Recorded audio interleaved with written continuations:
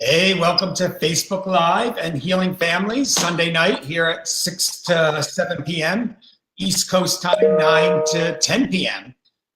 This week, we are really excited about working with case management. I think that is so important for families to really understand what case management is. Last week, we worked with a person that was struggling, and we offered her case management, and we're working with her.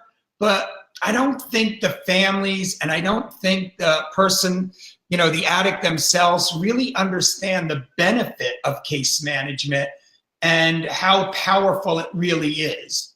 If it's used to the way it's intended to, you have a lot better chance at long-term recovery, and you have a lot better chance for the family system to work together to create a healthy family. And that's really our ultimate goal. It's not about just getting someone into treatment. We just finished, I love it. We just finished an intervention training.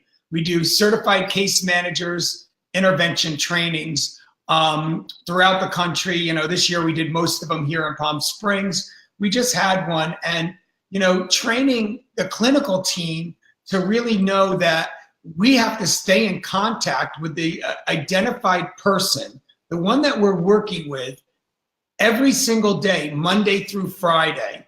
And what we're doing on that time frame from Monday to Friday is we're just checking in with them and seeing if they, if they were looking for a job, that they put in applications. If they were, going to a 12-step meeting, did they make it? Are they working their steps with their sponsor? So it's that gentle little push that brings them to a place where they say, oh, okay, I get that, I have that call coming in and Ken's going to call me, so I better make sure that I make that meeting today. And so that gentle little push is what we all need. And just look at yourself right now. If there's something that you're struggling with, wouldn't you like that little reminder to come in every day, Monday through Friday, just to remind you and check in with you on that? Because that's all this is. It's a little check-in. And then the other 5 days of the week, what they do is they check in with somebody else in your support team. So if it's the drug testing company, if it's, the family system, maybe it's a spouse, maybe it's a sibling, they check in with them. They check in with your doctor if you'd like them to make sure that you're showing up for your therapy appointments. So all of those things are just helping you reach your goal. So like right now, I always talk about, I have an eating disorder. So I'm up in and out and in and out. And it's so hard with an eating disorder. Those people out there struggling with that, that's one of the hardest ones out there. And case management could be really beneficial because it's that check-in. It isn't that, all those programs out there work so well. It's because they check in with somebody. Those Nutrisystems, those, Weight Watchers, they're checking in with somebody. But imagine having somebody check in with you daily. And yes, you could lie to them and tell them, oh yeah, everything's fine, I'm doing really good. You could do that. But in all the reality, people stay accountable and we crave structure. Human nature craves structure. And so all case management does is implement that and give you the opportunity to use that. So tonight, anybody that's just joining us, thank you all for being here tonight. Anybody that's joining us, we're talking about long-term recovery and case management. But one of the things that I think is really important to talk about is so many people. I mean, we have, I think they said the last number was 27 million addicts out there right now, and our 27 million people are struggling with some form of addiction out there in our country alone. So 27 million, and I think only like 5, 6, 7% of them are getting treatment throughout the year. So what's happening with all those other people? There's many reasons they don't make it to treatment. Number one is the finances. They don't have the money to go to treatment.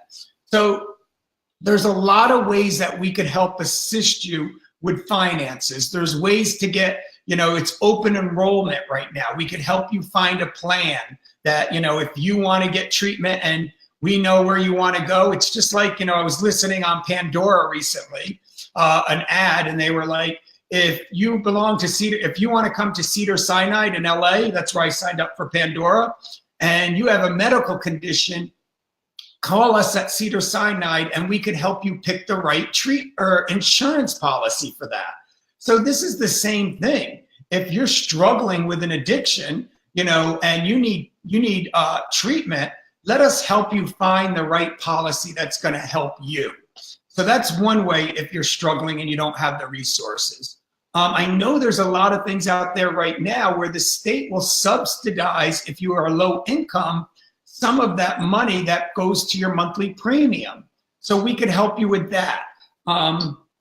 Another thing that I think is really powerful, and the reason why there's so many people out there, and this is what tonight's topic is about, is because they don't want to surrender. They don't want to say, I'm going to go to treatment. I give up. I can't do it anymore my way. And, it's that white flag surrender. I can't do this anymore. So many people just don't want to surrender. And I get it. I was there for 4 years. I didn't want to surrender. It is one of the hardest things that you do, getting into recovery. So the powerful part of this is you could have a case manager work with you before you go to treatment, because maybe there's something that you could do or your loved one could do in lieu of going to treatment. Because I hear of it all the time. People say, I didn't even need to go to treatment. I just got sober by going to meetings, or I got sober by doing this, joining a religion, or whatever the case may be. So a lot of people get sober different ways, and case management could help, again, fill that void of structure and accountability that we all crave.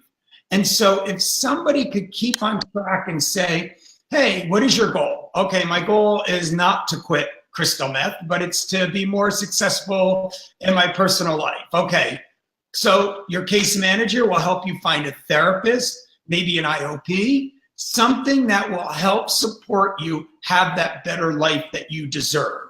So I think that's why a lot of people out there aren't getting into recovery, because it isn't just the financial reason, it's that long-term commitment. Because when you call treatment centers now, they say, I'm a huge fan of this and believer of this, that it takes 90 days to really clear out your brain and get you on track to start that healthy road for you. So I believe in going into 90 days of inpatient treatment if that's what you could do. I think that's the best possible option, but that's not the only option. So if you're struggling, maybe a case manager, maybe somebody that will work with you on putting a plan together and saying, okay, what are your goals? What do you want? And if you're watching this right now, let me know what some of your goals are. We all have personal goals. I don't care if you're an addict or you're not an addict. We all have personal goals that we want to achieve. And, I was just watching Flipping Out with Jeff Lewis. And what was that woman called? She was an accountability coach. Accountability coach. I mentioned that in the chat, and I've asked people, there were some people who wish they had that kind of accountability. Yes, accountability coach that he had on his show this week. And I loved it because she kept them on track. If you watch that episode, she kept them on track with his eating and his exercise and take pictures of it. And that's what a coach does. That's what case management is designed to do. Where we see it saving a lot of money for the industry, for insurance companies, is Humana, a big insurance company. They did case management for people that are high risk. So people that are seniors that just got out of a surgery. A year ago I had surgery. My phone kept ringing. I'm your case manager. I want to help you. So The medical side did it for people that are high risk. So they did it for their first year, Humana did. And what they ended up doing is they did a study on how many people they put through this case management program, that they would call them up and they go visit them and say, is there a clear path from your bed to the bathroom? So when you use the bathroom at night, are you taking your medications as prescribed?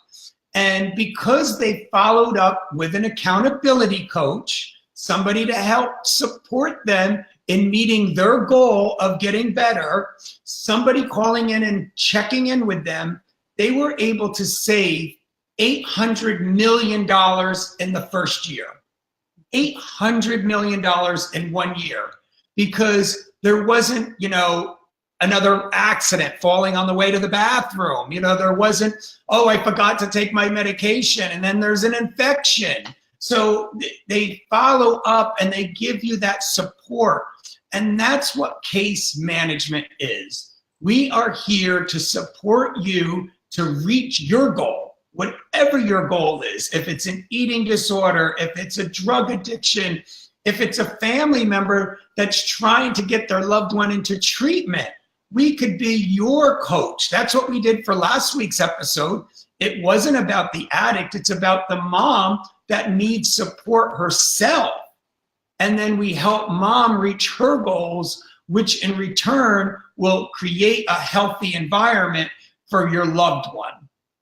So I cannot stress the importance of case management.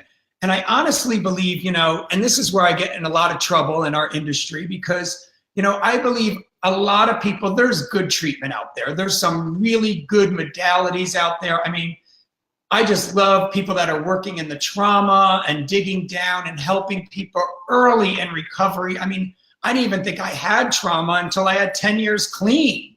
So there's people that are in treatment right now and they're dealing with their trauma early on in their recovery.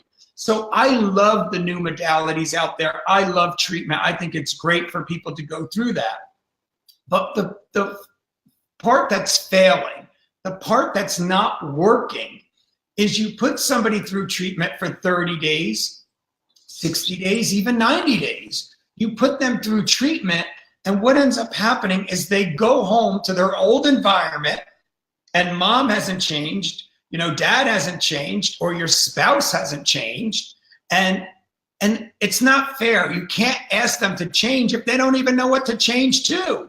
They're not even educated. They don't know what they're supposed to change to. So that's the one fault, is that they weren't educated on what they need to do to change, to make it a transition back into life as smooth as possible. So that's one missing link.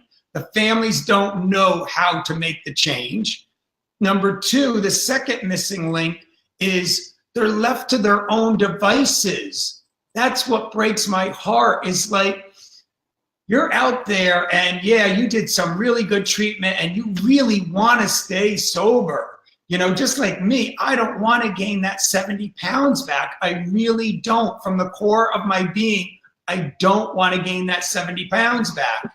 But I do things that, that will, that'll make it really bad. That I'll put the weight back on me. So even though my intentions are good, I want to stay at my goal over here. But what end up happening is that because I don't have accountability, or if I don't have accountability, I just go back to the old patterns, the old behaviors, because I was hardwired the way I am right now as an adult. We're all hardwired the way we are as adults from our youth. We grew up, we learned certain behaviors, we learned how to survive. One of mine was I wanted to learn how to be invisible. That was my goal. How do I stay invisible so I don't get bullied? That was my number one goal in life. And so I did that really, really well growing up. And so if we want to help people, and then they go into, so that's my goal, being invisible. And now I want to be, I want to have a healthy life, because that's not a healthy life, because That's why I got addicted to drugs. I felt invisible. Nobody could hurt you when you're on drugs. So now I feel, oh my God, this is great. I don't have to worry about feeling invisible. So now I have the drugs to numb that pain.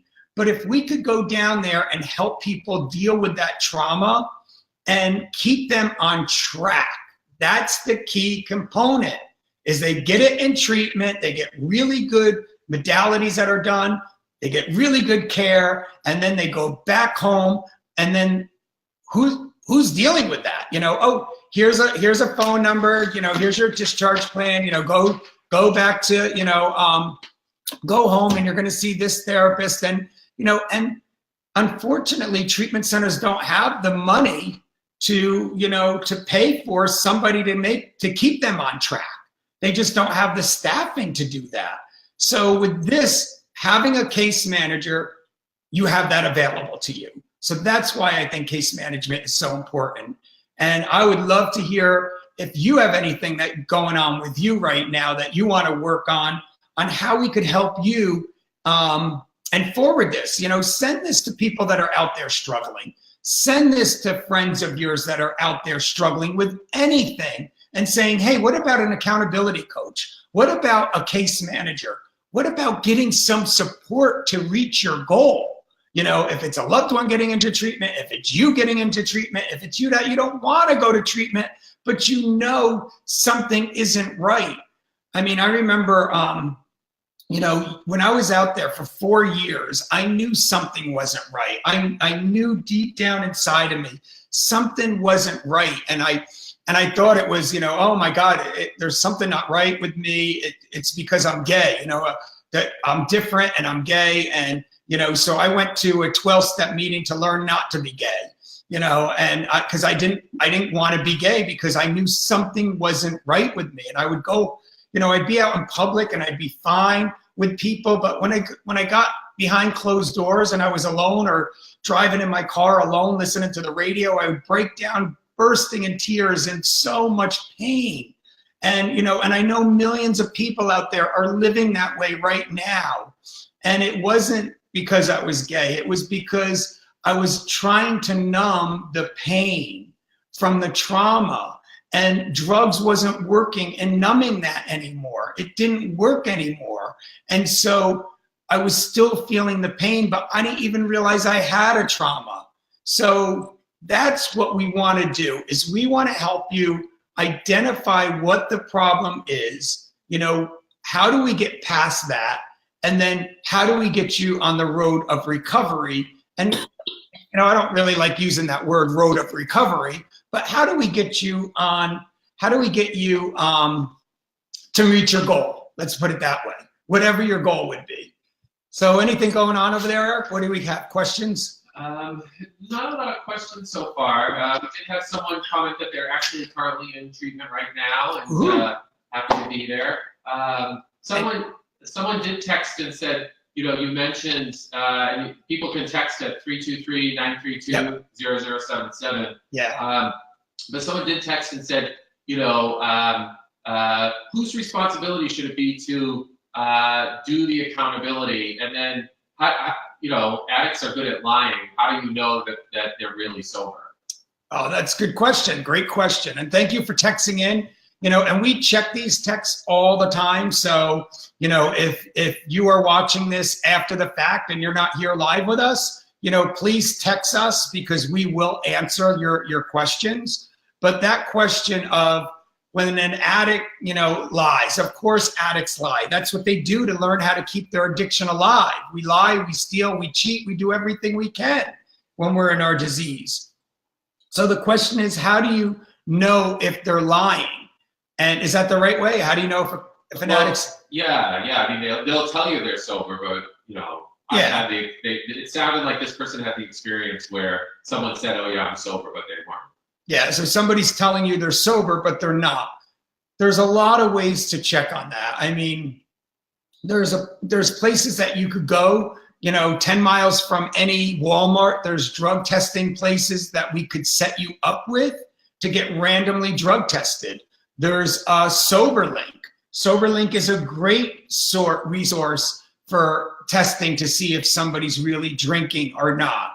And a lot of, addicts that are in recovery off of heroin or crystal meth, they'll say, oh, I have a problem with heroin or crystal meth, but I don't have a problem with alcohol. So they'll start with alcohol. That's what I did for a long time.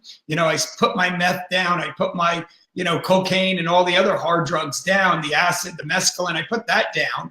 And then I only drank for a few weeks. But after a few weeks, that didn't work anymore for me. And I went back to the hard drugs. So that's why SoberLink, even if your drug of choice isn't alcohol, it's good to have SoberLink hooked up because it just keeps you, again, accountable. That's our goal. When I was watching that Jeff Lewis show, Flipping Out, the accountability coach had them texting their food, had them texting pictures of themselves, having them text, them doing the cardio, like how much cardio did you really do, and showing that, the numbers there. So there's so many ways to be accountable, and that's really what it's all about. And I'm telling you, once I got into recovery and I was held accountable, then that's when, things started getting better and I started reaching my goals. I mean, I cannot even tell you how I surpassed all my goals by staying accountable to working a program. And I'm not saying you got to work the program I work. People don't get sober the same way. People don't have the same, there's so many different ways of what we call recovery. So whatever yours is, you're going to develop that with your accountability coach and work with them on what your goals are. And then we're just going to give you gentle reminders. You're on track going this way. And if you fall off track, we just gently bring you back on. And again, if you don't, when you fall off, and then you're like, oh, I didn't meet my goal, we'll pinpoint. The case manager will pinpoint and say, this is why you didn't meet your goal. Remember, we talked about you doing A, B, and C, but you only did A. You left B and C off. You decided not to do those two. So this time, if you really want to reach your goal, can we try A, B, and C this time and see if that works? And if that doesn't work, we'll find another solution for you. It doesn't mean that, everything that we develop together is going to be perfect. It's just about staying on track and having somebody work with you to meet your goals. What else we got today? And please send in your questions. Please text us your questions. I see some texts coming in now. Yeah, someone's saying, but they aren't going to let you test them. I think that's in response to kind of what we were talking about. But Stephanie Joe is saying, but they aren't going to let you test them. So test them? Yeah. Oh, so what I think I understand. And what's their name? Stephanie Joe. Hey, Stephanie, thanks for checking in. And so they're not going to let you test them. Absolutely, they're not going to let you test them if they're not saying they're sober. But if they say they're sober and they really want to be a part of the family system, then we put in place random testing. Because like you said, Stephanie, you don't know what they're doing on their own time. You don't know if they're doing drugs, but if they want to be a part of your program and they want to be a part of your life, then we ask them to say, okay, you want to be a part of my life? We need to put some boundaries into place that I'm only going to support your recovery. And the way you show me you're in recovery is that you randomly drug test. And if you were to ask me to do that, if my family said to me, oh, Ken, we're not going to be in your life unless if you randomly drug test, I'd be like, okay, where do I sign up? I don't care. I have nothing to hide with that. So if you're really sober, you won't care. If you're not sober, you will care. And then we got to figure out another plan to come together and possibly do an intervention. I mean, that's what we do is we help families break that cycle of addiction. So doing an intervention would be a perfect scenario. If you need help with that, please call us. Someone had a question about thank you. Is accountability and support only on phone messaging, FaceTime, and telephone, or can it ever be done in person? Yes, absolutely. The accountability part is the case manager that is done over Zoom, Facebook, or not Facebook, but Zoom, Skype, all those, but they have to be HIPAA compliant, of course. So you do a platform that is done where you want to see them. You want to be able to check in, and you can do it from your iPhone. You just look in, hey, how you doing? You check in for 10, 15 minutes. So you do it that way. But if you have an accountability coach, a case manager in your area, absolutely they'll do time in face-to-face with you. But it's really not about them doing therapy. So accountability coach will come together with you, a case manager will come together with you, but it's really about guiding you to the right places to get a therapist that's going to help you dig deep, if that makes sense. Does that make sense? Yeah. So what else we got out there? Accountability coach, AC. I saw something pop up. Let me see the texts. And thank you again for checking in tonight. It's so good to see you all here again this Sunday night. And if you're just joining in, we are talking about the benefits of case management, long-term care. Instead of going to treatment, a lot of people decide to do case management. They don't want to go to treatment. They don't want to go down that road, but they are willing to work with somebody that will keep them on track to meet their goals. So it's the best thing out there right now to help people. And then again, we ask for them to bring in some family support. And it doesn't have to be blood family. It could be your, family of choice that you bring in and you say, hey, I would like your support in helping me reach my goal. Because, my goals, if I talk personally, I didn't do this on my own. I had a lot of my peers guide me. I had a lot of my friends guide me. I had family guide me. I don't know anybody that could do things on their own and be successful at it. So this is only setting up the structure so you could get the opportunity of getting the best life possible for you. And that's really our goal is, we're all here, we're all here, with dreams. We're all born with gifts. We all have a gift that we could give. And my job is to figure out with you what that gift is and how do we access it and how do we get your dreams to become a reality. I was just sharing the training that we did this week. I loved it because, it was a great training and we started filming it this time because we're going to get these trainings where we could offer them online because we know everything in the future is here online with what we're doing right now. So we're going to offer these trainings online. But while we were there, I was talking to people and saying, everybody has a dream.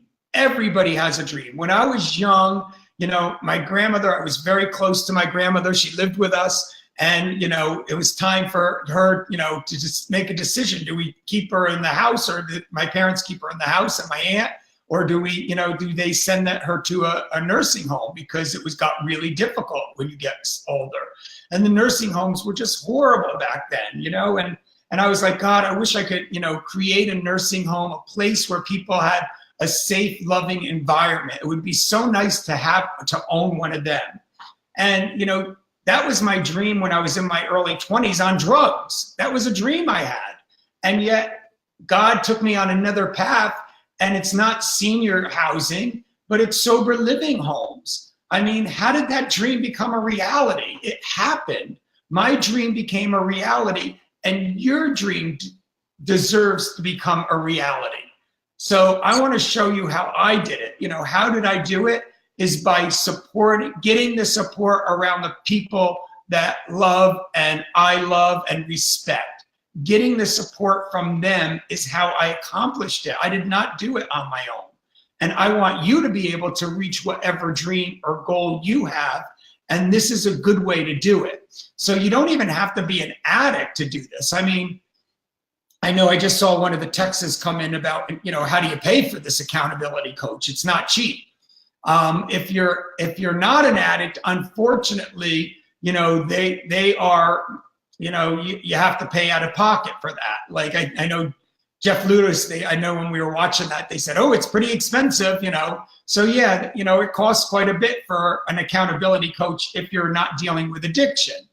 But if you have an addiction or you have a loved one with an addiction, we were able to get insurance to help compensate for this. So, if that's you and you're out there and you have insurance, let's talk about figuring out if they would compensate it. A lot of the places in network insurance is going to start supporting this. And I know they do with other programs out there. So let us help you find a place. If you have insurance to cover it and you have an addiction issue, let us help you find, like I said, a lot of people say, I don't want to go to treatment. That's not going to work for me.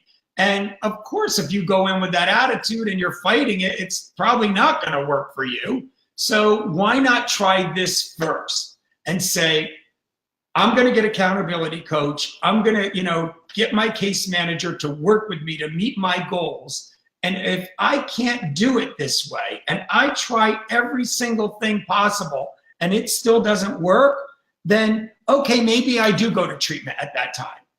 Maybe that's the time I do need to go to treatment. But in the meantime, let's try this first. Why not? A lot of people get sober without going to treatment, So that's really what tonight's episode is about. Case management, helping people reach their goals, no matter what their goals are, drug, alcohol, food, gambling, whatever you're dealing with. Let us help you reach your goal and getting you a case manager and working with you on that process. See some more texts coming in. What else we got, Eric? Someone asked if you could do it if someone is interested in harm reduction. Harm reduction. Yeah. What do you mean by that? Like cutting back on drinking, or doing methadone, or doing Suboxone, or something that maybe isn't ready. They're not ready to give up the drugs, but they want to cut back. Perfect question. Thank you so much for your question. So harm reduction. If you don't want to stop doing drugs or drinking, can you work with a case manager to cut it back? Absolutely. Let's put a plan together. And again, if that plan doesn't work, like I said, for me, for 4 years, I said I wasn't going to, do crystal meth again. For 4 years, I said that over and over and over and over. But once I started drinking, I ended up doing it. So maybe we put a family contract together and we say, okay, if I do meth, 3 more times, then I'm gonna check into this IOP. So it doesn't have to be inpatient right away. Maybe we try IOP, so figuring out what's gonna work for you, because I know a lot of people, I don't know how they do it. I swear I don't get that part, but they were, heroin addicts or drug addicts, and then they're able to drink a little bit once in a while. There's people that are out there able to do that years down the road. But I'm not going to take the chance myself personally, but that's more of a harm reduction. The MAT program that they have right now, the government's really big on MAT. So maybe you need to be on, Suboxone for a while to get off the heroin. So, there's so many different ways. And, I can't sit here and try to explain every single one. I'll answer your question. So even if you're watching this later on and you're just tuning in right now, please text us, send us a message, write us in the comments. We will answer your questions, because no matter what, everybody out there that's suffering, the 27 million people that are out there suffering, there is a solution for them. I want to do one of these episodes. I was talking earlier about this. I think this would be so powerful.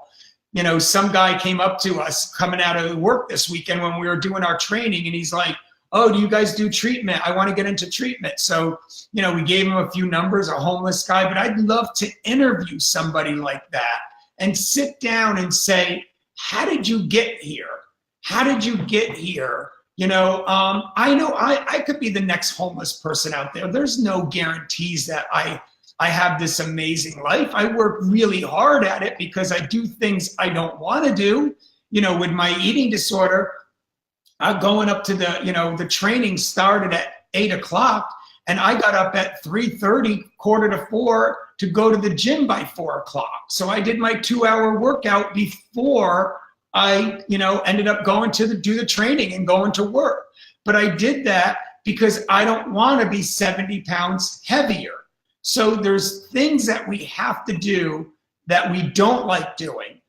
Go into 12-step meetings, go into therapy appointments. So when you're sitting here with somebody that's homeless, maybe helping them show them that there's going to be things you're going to have to do that you don't want to do. A lot of people get up and they go to work and they don't want to go to work. A lot of people get up and go and do things that they don't want to do, but they have the life that they dreamed of by doing these things. So I would just love, I'm going to start looking for people.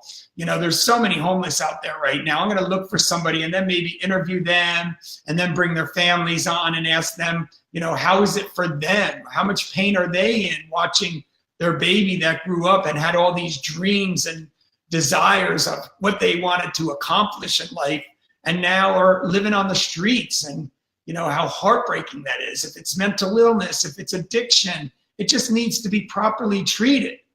So that's going to be one episode that we're going to look up for. Another one, I was just texting Candy Finnegan, our dear colleague, friend of mine and colleague, and she said she wanted to be on next week, but she's going to be out shooting a show for intervention. So she said it'll probably be a little bit too much at that time, so she'll be on the following week. Hopefully we'll get her on if she's not out on another case, but getting her on for another episode. So we want to keep this Facebook Live, really, information that you want. And if you have any ideas, if there's anything you want to talk about, any ideas that you want to talk about, you want to tell me about a story about, an intervention and do it here on Facebook Live, we could do an intervention and get them into treatment. Like I said before, I offered a free bed, one a month, that we will offer a free bed at our treatment facility. So if you want to come on and talk about your story and how you have a loved one suffering, or if you're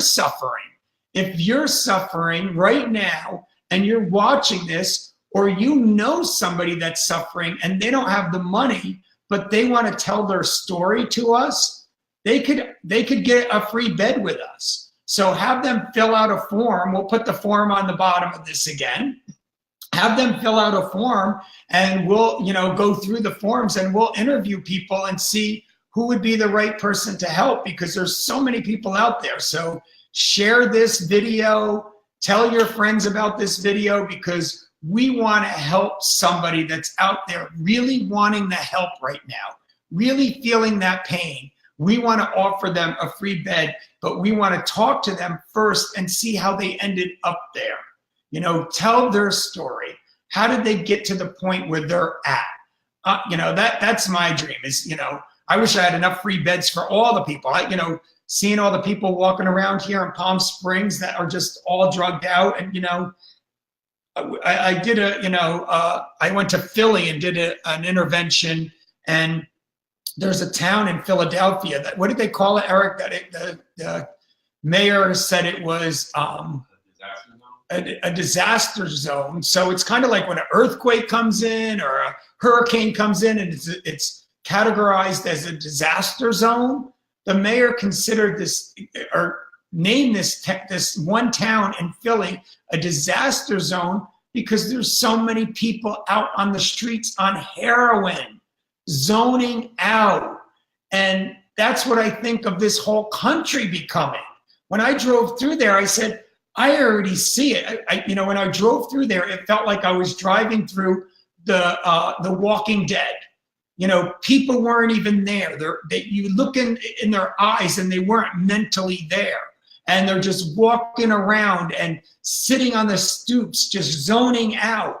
And I see that right here in my backyard. I bet you if you walk out your front door, you see it out your front door also. And we're only seeing bits and pieces of it, but already in Philly, it's a disaster zone. So that's where the country is heading. So I would love to give those people free beds. I would love to help as many people as we can. And we as a group, we together can do that. You know, there's ways that we could do that. There's enough help out there that we could figure out a way to make this happen. So this epidemic isn't killing these poor kids every single day. So what else do we got there, Eric? Any more texts? Yeah, it's not text, but it's a little off topic, but kind of maybe some parallels as to how case management can be used. So can you discuss functioning addicts? I have a friend who's very successful and does good, but he's also using K and meth. He's completely functioning, but I also see it going bad at some point. How do I help him? Oh, good question, John. I just saw it popped up here. So a friend on K and meth that's functioning, and he wants to continue on the K and meth, obviously, and he thinks it works. What I would recommend is asking him if he's willing to work with a case manager, an accountability coach. And we're not going to tell him that he has to stop doing K and meth. You know, we're not going to tell him that everything has to be shut down and he can't do what he wants to do. That's not the goal here. The goal is to help him or her, help them understand that, okay, you're successful at work, you're successful at your career, but what isn't working? You know, and then saying, maybe if we slow down with the K and meth, maybe if we didn't do it every weekend or if we didn't do it as much, can we try to do that and see what that happens there? And if that doesn't work, then maybe we turn it up a little bit. So there's lots of things, but I would love your support in this, John, because he's going to need accountability from his family and friends around him or her, you know, to help them stay on track. Because again, if it gets worse, where in my experience, you know, K and meth, I mean, those are the drugs I was on. They steal your career. They steal your homes. They steal your family. They steal everything when it gets really bad.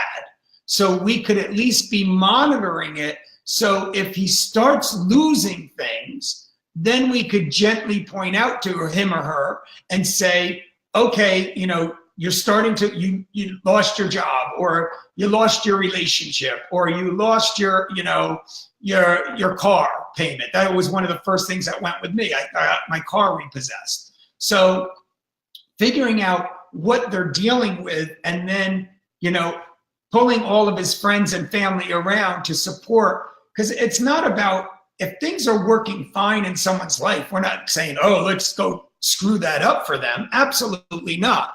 Let's help them figure out what their goals are and going from there. So great question, John. I'd love to help with that situation. That would be great to work with your friend and really show your friend that if it goes to the next level, because what I mean by that is, for addicts, what we say is we say, okay, you know, I would never, you know, when I was an alcoholic only, I would say, well, I would never, ever, ever do drugs. And then all of a sudden I'm doing black beauties. And then I would say, oh, well, that's really not a drug. That's a diet pill. And then I would say, well, I would never do cocaine. And then all of a sudden I'm doing cocaine. And then I'd be like, well, I would never try hard drugs. And then I'm doing acid and mescaline and, you know, Special K. And then I'd say, oh, well, you know, so the addicts, their threshold keeps getting further and further and further and further. So if he's doing K and meth, then, you know, let's see if it continues to get worse. So if he says, okay, I'm only going to do it on weekends, but now he's doing it during the week. So we could help him monitor that. That's our goal, is help him monitor that. And if it goes past a limit, just bring an awareness back in it, because we go right into denial. And I'll say, you know, I remember saying, oh, I'll never do heroin. And then I'm doing heroin. It's like, you know, it just the threshold goes further and further and further out.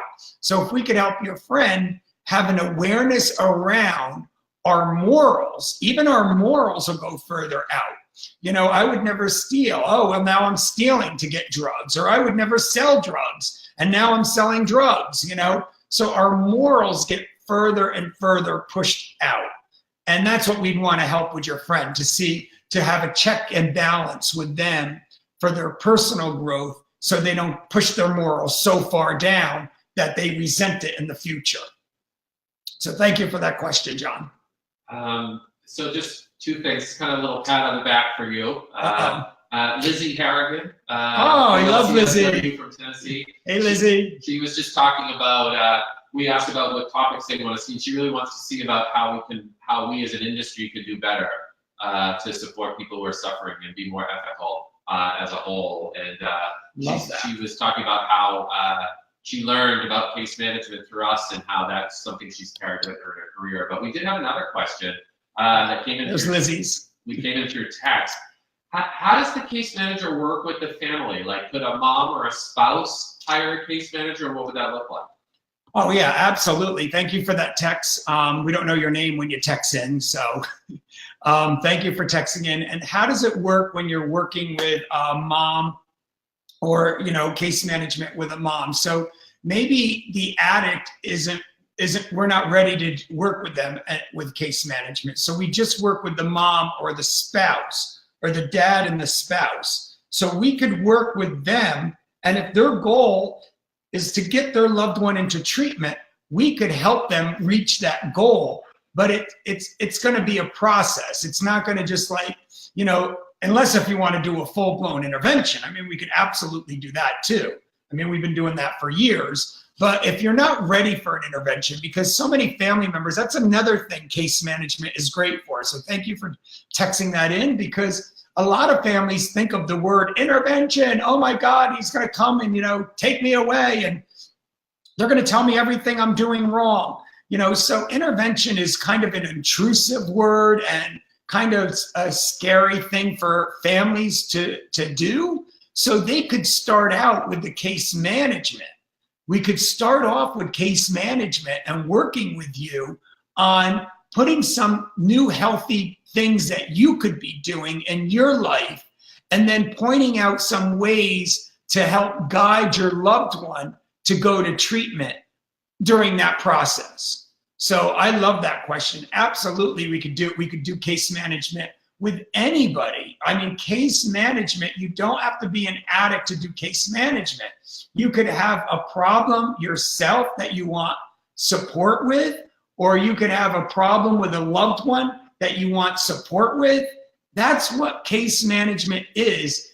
And my goal, like Lizzie said, we've been doing this for years. And my goal is, going in network with a lot of treatment facilities insurance companies, going in network with them, because my goal is we're going to save a lot more money, because people are going to put their goals down and they're going to be able to stay on track and reaching them, instead of continuing to fall off track and costing millions of dollars everywhere else. So, the different things that ends up happening is, the emergency room visits, the overdoses, the fire trucks, the ambulance, all of those costs that continue to happen day after day after day. There's 197 deaths a day as of last year, 2017, 197 deaths a day in this country. So that's a lot of emergency rooms. That's a lot of fire trucks and ambulance and all those kind of EMTs going out there and finding. That's millions and millions and millions of dollars. And what about the ones, if that many people die, can you imagine what the number is of the ones that don't die? Because it's rare that you die. Most people that overdose live through that overdose. So imagine the millions of dollars that is wasted on that. So if we could get people to be accountable, we could catch it before it turns into an overdose, or even worse, a death. And maybe you could talk a little bit about the goal about having the family as part of all of the case management, the whole family as part of it. Talk about how that works. Yeah, those are my favorite. If you could get a whole family dynamics on, we did, it'll be part of our training. I loved it when we did this training this past week. And yesterday was our last day of the training, but we had a family system, that the whole family that was at the intervention, we got each one of them to do something differently to support the recovery of their son. So we got the sister that started the process and got the intervention started. We got her to go to Al-Anon and get a sponsor. She was going to meetings, but she didn't work the steps and she didn't have a sponsor. So we had her make a commitment that she's going to start doing that. We had the wife going to Al-Anon and working a program for herself because she never even went to a meeting before. She's just sitting in that pain. How many wives or spouses are out there just watching their loved one die, sitting in the pain and covering up for them? If you know somebody like that, forward this to them. Share this in a private message with them because there's too many of those people out there suffering. So we were able to get that person the proper help that they need. I think the most important one, and this one is so near and dear to my heart, is these kids that are out there. If they're brought up with an alcoholic parent, even though in this situation that we had, the mom was healthy, but the dad wasn't. Even though the mom's healthy and there's kids brought up in that household, the kids are still affected by the disease. Because when dad comes home and he's in an outrage because he's loaded on drugs or drinking, then the kid says, I got to figure out what makes dad happy. I got to figure out what makes dad happy. I don't, when I bring an A home from school, that makes dad happy. So I'm going to get straight A's so dad's happy. But then what happens is the little kid brings home an A and dad's on a binge and he starts attacking the little kid, yelling and screaming at his wife and yelling. So the kid doesn't understand, why is dad not happy? What am I doing wrong to make dad happy? How can I change this? So instead of being a little kid, doing what little kids should be doing, that little kid is trying to manipulate its behaviors to get a happy dad. So when kids between the age of 6 and 12, from 6 and 12, if they're in a household that there's one parent that's an addict or both parents that are an addict, I highly recommend they go to the Betty Ford Children's Program. Jerry Moe is one of the best people out there in this country that wants to help these little kids.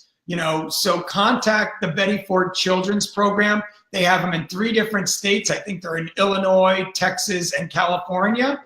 And get these kids to those programs so they could understand that it's not their fault. It's not their fault.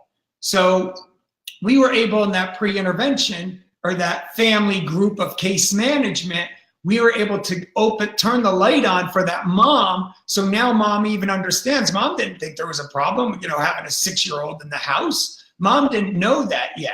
So now mom said, okay, I got to protect my kids. These are innocent bystanders that don't have the right to just walk out the door because dad's, using drugs or drinking. They don't have the right to walk out. They need to be protected by a parent.